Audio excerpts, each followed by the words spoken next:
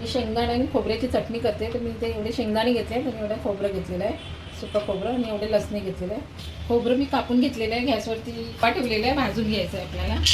शेंगदाणे मी भाजून घेते.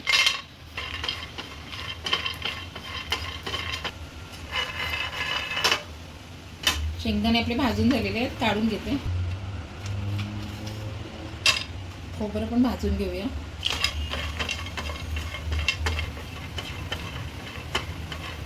खोबरं पण भाजून झालेलं आहे, काढून घेऊया. याच्यात चवीनुसार मीठ टाकायचं चटणीमध्ये.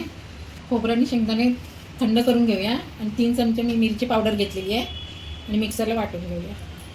झालेलं आहे, आपण वाटून घेऊया. खोबरं, शेंगदाणे, लसूण, मीठ, मिरची पावडर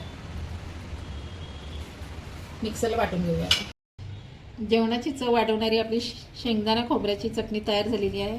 खूप छान लागते, करून बघा. रेसिपी आवडली तर लाईक, शेअर आणि सबस्क्राईब करा. धन्यवाद.